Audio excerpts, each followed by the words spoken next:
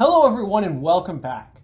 Now in the previous lecture we looked at sine and cosine expansions, giving you even and odd extensions of a function.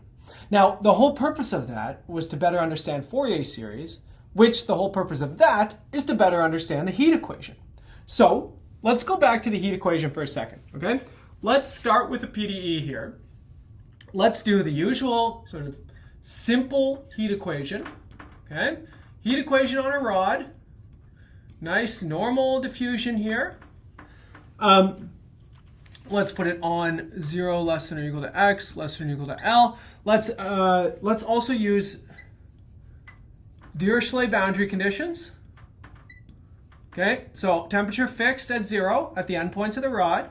And we have an initial condition, which is some temperature distribution. Now, we've already seen many times, that the solution of this thing is going to be a sine series expansion. So that means that I've got u of x and t. Now, I'm going to write equal to, but it really should be my little squiggly line, but we've seen this before a few times. We've got bn sine n pi x over L e to the minus, and we've got n pi over L squared kt. Okay, so we said that this is the solution. We got it from doing separation of variables. Now, if it is actually the solution, that means I should be able to differentiate it and put it into this equation right here, right? So let's take a look at this. So let's do, according to this equality here, if we have it, let's do a partial derivative of u with respect to t. Okay, so in this case, I get minus the sum. And when I take the derivative with respect to t, okay, if I could do this term by term, right, then I would just be taking the derivative of these exponentials. So then I get minus, coming from this minus here, k n pi over L squared bn sine n pi x over L e to the blah, blah, blah, right? Again, assuming I can do this term by term, right? Similarly, if I did two derivatives, well, I would get the same thing, okay? So that this, sorry, there's no x here. And again, this is just completely informal. This is assuming that I can take derivatives of every term independently and just sum up those derivatives again, okay? So, doing the eye test tells me that this should be the same and that it should satisfy, sorry, there's no k here, pardon me. Once I multiply a k in, then I've got my partial differential equation covered. What's the issue here, though? Well, if we think about it, really, everything comes down to these b's converging, right? The sum of these b's. Because this has to happen pointwise. So I have to put in any value of x in order to check if this thing converges. So I could put in, say, L over 2, for example, right? That would be at a maximum for the sine a lot of the time. And this would ask you, do the sum of these b's converge? So what could possibly go wrong? You've got an n squared multiplying something now, right? So think about, imagine I have the sum of 1 over n squared, right? There's a very famous series, and we know that it converges if you sum up this thing from n equal to 1 to infinity. But then if I multiply that thing, so if I multiply term by term, the 1 over n squared terms by n squared, now I'm summing up infinitely many ones, and it doesn't converge anymore. That same intuition happens here. I'm multiplying by n squared. I have to be very, very, very, very, very careful. Otherwise, this might not actually be a Fourier series representation.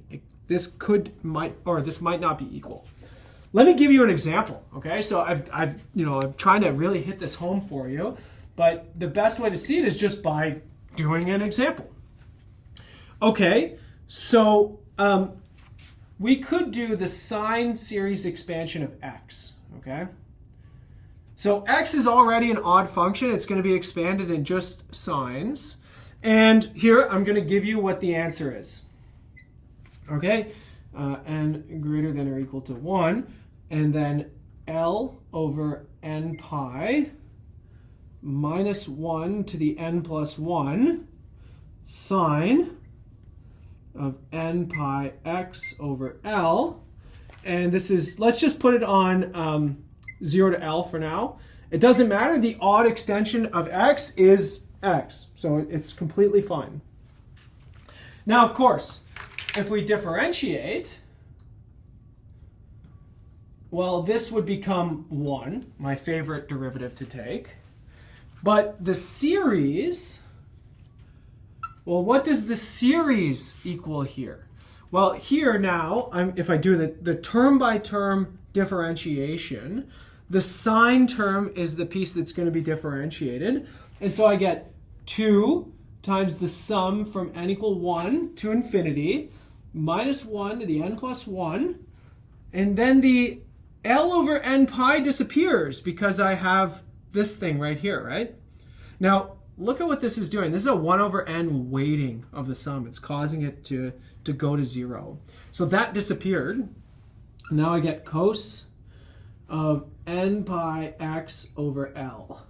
This is now a sine series, a cosine series, and it's supposed to be a cosine series of a constant function 1. But a cosine series of the constant function 1, but 1 is equal to, if I write this as an actual cosine series, right, I could very easily find what these coefficients are equal to. Well, this would give me that a0 is equal to 1 and an is equal to 0 for all n, which is very different, right? Because here I have an is equal to 2 times this minus 1 to the n plus 1. So this is not going to work.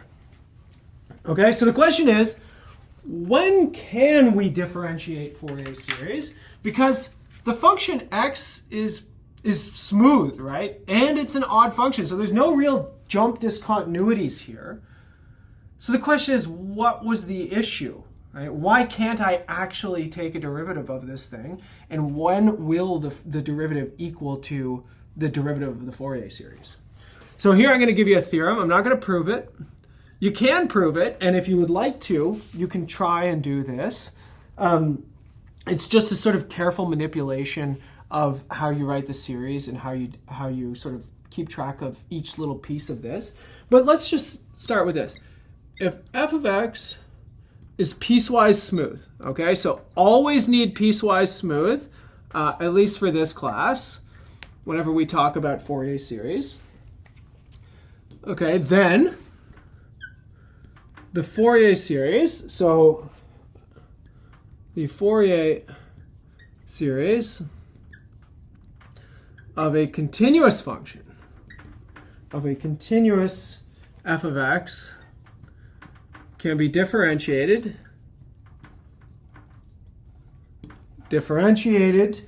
term by term.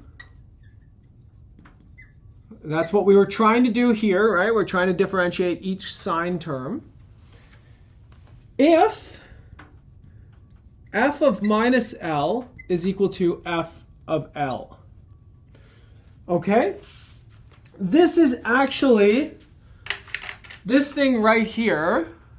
So again, we have continuity of the whole thing. It's piecewise smooth. That means that the whole thing is smooth. That means that we have proper differentiability. But this avoids a jump discontinuity. So what was the problem with this function? Well, if we sort of sketch out what it looked like, you have these jump discontinuities at negative L and positive L, right? And it turns out, at least according to this theorem, it's those jump discontinuities that cause your issues. Because you need to sort of wrap around yourself, okay? So again, think about this in terms of the PDE. In one sense, if you have that you're going through 0 at x equal to 0 and x equal to L, you do this sine expansion. That means that the odd extension of this also satisfies, so let's write this, u of minus L of t is equal to 0, sort of artificially, right? This comes from the sine expansion, which means that I'm going to satisfy this, right? My odd extension is going to give me this thing. And that means that this is going to work. I'm actually going to be able to take the derivatives here. Now, it's actually better for cosines, okay? So let me tell you about cosine series. Now, we saw this in the previous lecture as well. Sine series are the ones that usually have a little bit more problems, right? They had more convergence criteria. Cosine can kind of handle a lot of problems. So if f prime of x is piecewise smooth,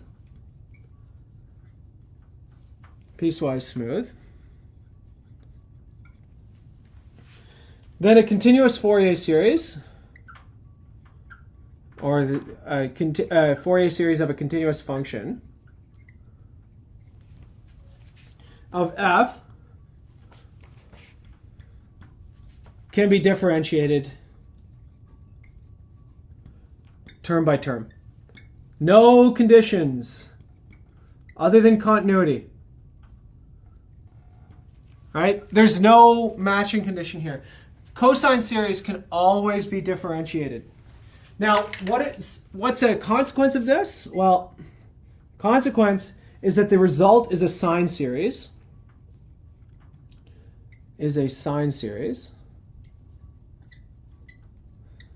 Of f of x, or sorry, f prime of x. And we only need this thing to be continuous to have a continuous cosine series, right? So just like we saw in the previous video, it's the sine series that gives us the problems, right? So let's look at what a sine series would tell us. A sine series says that if f prime of x is piecewise smooth,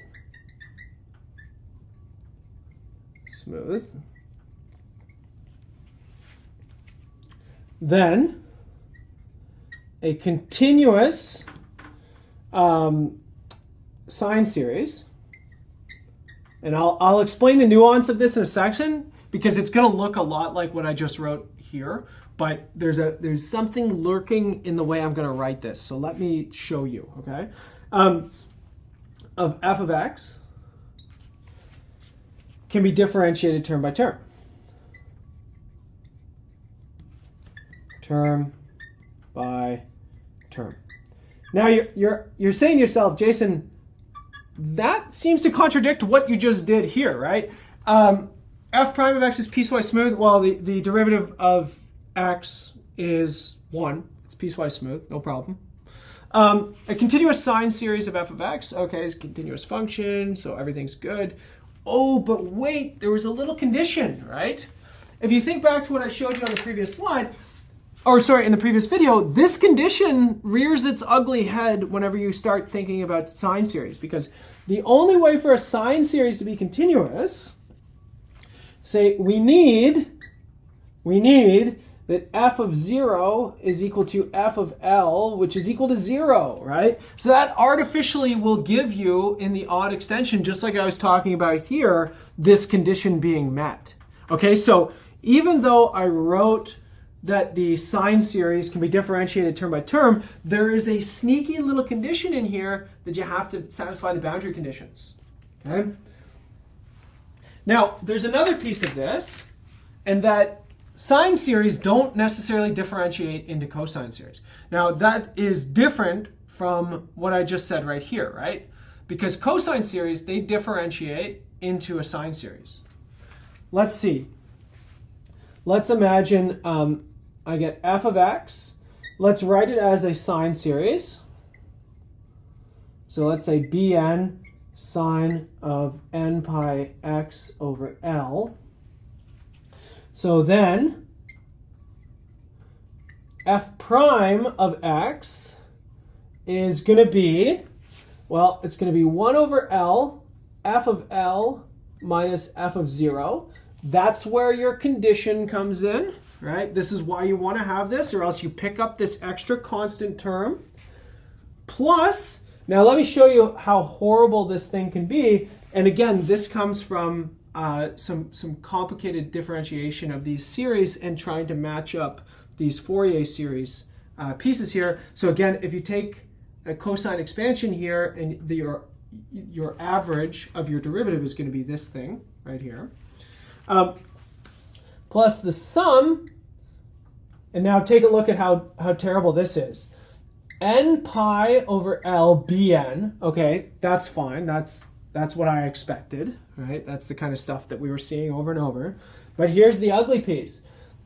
You get 2 over L minus 1 to the n, f of L, and then minus f of 0. So you pick up these boundary terms again. Cos n pi x over L. This horrible term here, which, oh, sorry, this should all be in a big square bracket. But now you can see that the problems arise whenever you differentiate sine series because your sine series is picking up these boundaries. That's what you're seeing in here as well, right? So this is coming from your boundary values. F of L, in our case, was equal to 1. F of 0 is equal to 0. That's why I get the minus 1 to the n plus 1 here, okay? So this is a bit of an issue for me. And what does this mean for PDEs, okay? Well, let's finish this up. Let's say back to PDEs. Okay. In general, we have expansions that look like this. I take a solution of my PDE, and it's typically the first coefficient is a function of t. It could be, in general.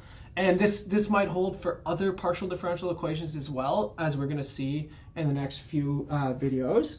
And then plus, the cosine part. And again, let's just imagine the coefficient is time dependent, so that I don't have to write the e to the whatever, right? So, and then similarly, let's imagine that b is also time dependent. So I just don't have to write, bn times e to the minus k, blah, blah, blah, blah, blah, blah, right?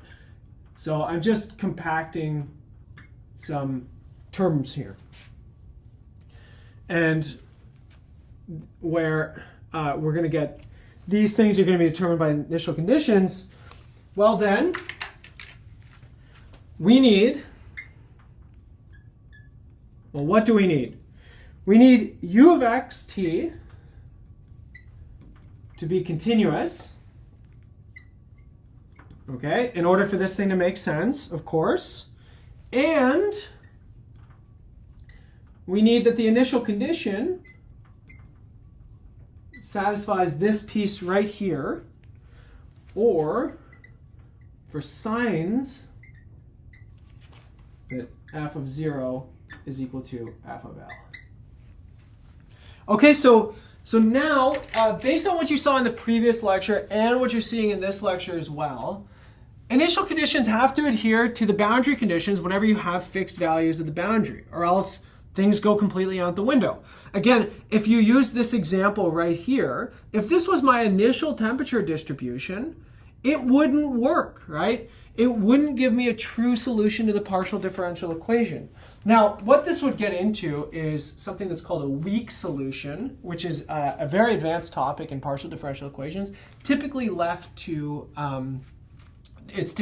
graduate studies. So in our case, we're only thinking about continuous solutions, differentiable, smooth solutions. And this isn't a crazy thing to do because temperature typically varies continuously, right? If I take the temperature over in that corner of the room, and then I take it, every couple steps until I get to another corner of the room, I'm not going to see a huge fluctuation in the temperature. I'm going to see a nice, smooth sort of gradient in this thing. And that's what we want to be reflected in our solutions. So this tells me that if I really, really want a smooth or a actually differentiable, a sort of, we call this a classical solution to the differential equation, I've got to satisfy the boundary conditions. If I'm putting my PDE on a ring, it's got to be periodic. I got to have a smooth temperature gradient going around in a circle for the initial distribution. If I'm putting it on a rod with fixed endpoints, it's got to satisfy those fixed endpoints. The best one to work with is Neumann conditions, because Neumann gives you cosines that don't force any structure on your initial condition. You can have whatever initial temperature distribution you want. It can do whatever it wants at the boundaries, and it's still going to work. You're still going to be able to differentiate these things. Okay? That is some of the sort of nuance here. Differentiating infinite series is a very complicated topic, right? It's something you might have learned a little bit with power series or with Taylor series, but now these are not Taylor series. These are trigonometric series. They are much more complicated, and they require a little bit of nuance. Now in the next video, we're going to come back. We're going to look at integrating, and the beautiful thing about integrating is that everything works nicely. So I'll see you all in the next video, everybody.